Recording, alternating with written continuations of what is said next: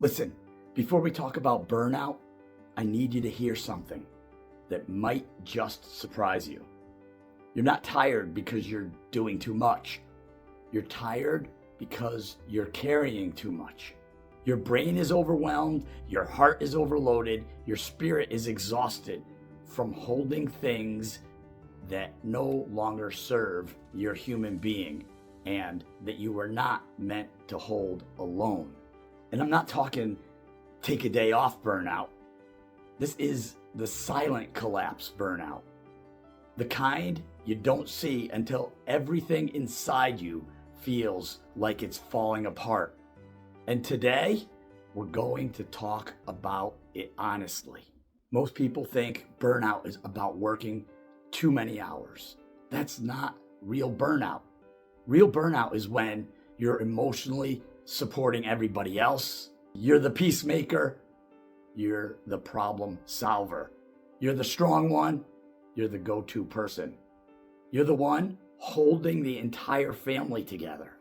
And you've been doing it so long, you forgot what it feels like to be held yourself. Burnout isn't emotional overload. It's spiritual depletion. Your brain gets stuck in survival mode. Your nervous system is firing nonstop. Your spirit is whispering, slow down. But your habits, they're screaming, keep going, keep going. Let me tell you something real. I know someone, let's call him Mike, a great guy, hard worker, father, husband, friend. Everybody came to him when everything else needed fixing. He'd fix the car, he'd fix the fight, he'd fix the emotions, he'd fix the house, he'd fix the finances. He thought he was fine until one morning he dropped a cup. A simple cup fell out of his hand and shattered, and he broke down. Not because the cup, but because everything behind it started to fall apart. Burnout isn't the big moments, it's the cup moments. The tiny thing that pushes you over the edge because you've been holding everything else deep inside, like the volcano before it erupts. So let's talk neuroscience for a second, because what stands out from that point of view, from that perspective, is that burnout happens when your brain gets stuck in the constant threat mode. What do I mean by that?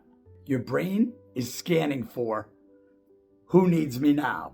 What crisis is next? What fires do I have to put out? And what if everything falls apart? Your brain is overloaded because you never shut it off. You never get to reset. You never get to not be the strong one. You always have to show up. And your brain isn't broken. It's exhausted from being the bodyguard for you for way too long. Burnout isn't what happens when you take God's job. You were never designed to do God's job, to fix every situation, to solve every problem, to carry every emotion, to be the healer, the hero, or the anchor. That's God's job. And God didn't ask you to hold the world together. He asked you to trust the one who can. Some of you tried because you've been functioning as the rescuer in the situation you were never sent to rescue. There's a difference between helping and caring. Helping brings connection. Carry brings collapse. Let me say that again. Helping brings connection, and carrying brings collapse. My whole life, I was the strong one, the provider, the fixer, the one who didn't break. But while I was being strong for everyone else, nobody saw I was falling apart inside. I didn't ask for help. I didn't slow down. I even went harder. I didn't admit I was human. I thought I was invincible until that one day, quietly, all of a sudden, I crumbled and I realized something powerful. Strength isn't holding everything together. Strength is knowing what's yours to carry and what's not. That realization, it saved my life. It's kind of like the airplane. If you don't put your oxygen mask on first, you can't help anybody else. If you can't love yourself, you can't help anybody else.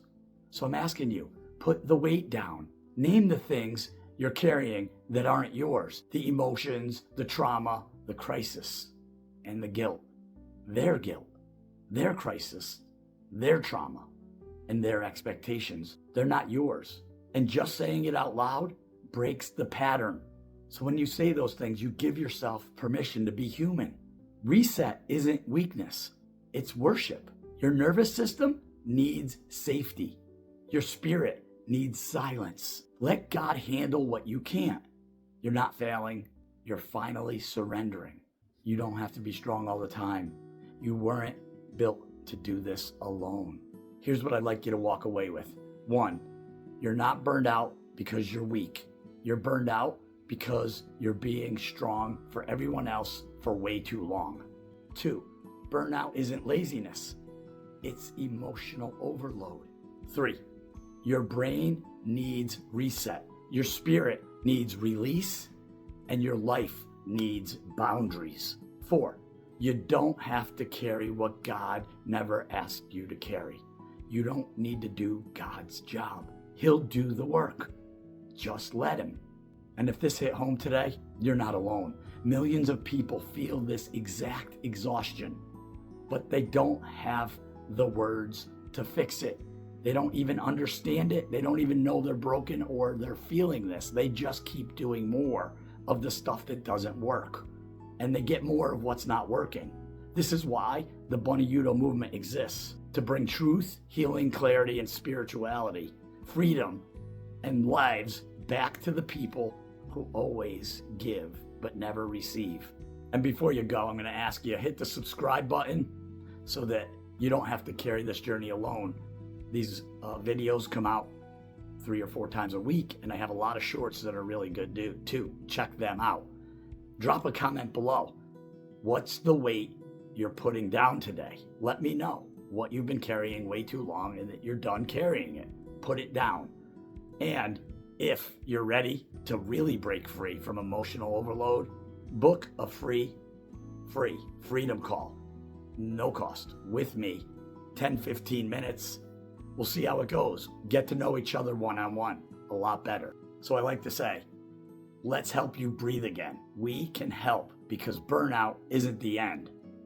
It's the point where the rebirth begins.